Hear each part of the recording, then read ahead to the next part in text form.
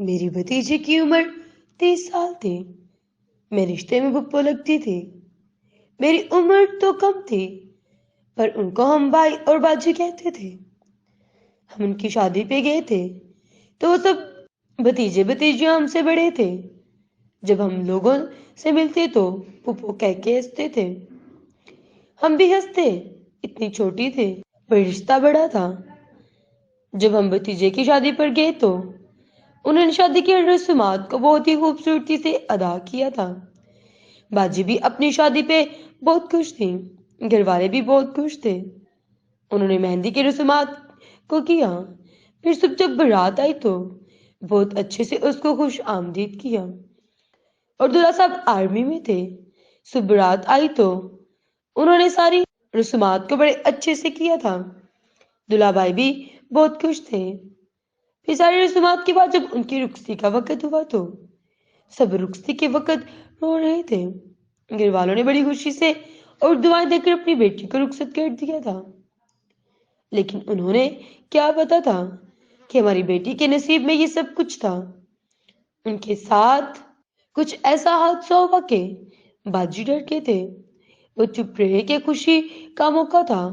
وہ اندر ہی اندر گھٹ کر مر رہی تھی، کسی کو کچھ نہ بتایا تھا۔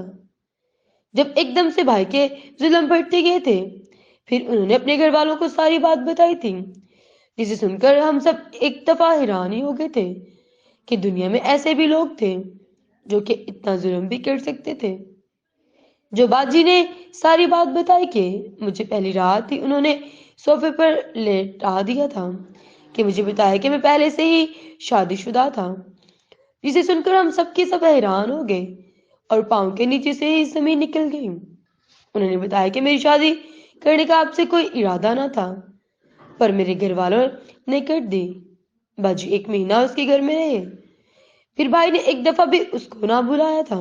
باجی اپنے گھر والوں کی خوشی کی وجہ سے چپ رہتے تھے۔ کبھی بھی کوئی چیز اپنے برداشت سے باہر نہیں ہونی چاہیے۔ 1 ماہ کے بعد باجی اپنے گھر آ گئے تھے۔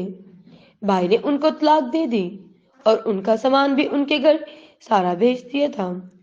باجی بہت روتے اور پریشان ہوتے تھے۔ پھر گھر والوں نے ان کو سمجھایا اور گلے لگا کہ بیٹا تیرے نصیب میں یہ سب تھا۔ خدا ہر طرح کے بھیڑیے انسانوں سے بچا کر رکھے۔ ہر لڑکے کو چاہیے کہ کسی لڑکی کی زندگی کو ایسے خراب نہ کرے۔ جب ہم کسی کی بیٹی کے ساتھ ایسا کرتے ہیں، ہم اپنی بیٹی بہن کا نصیب خراب کر دیتے ہیں۔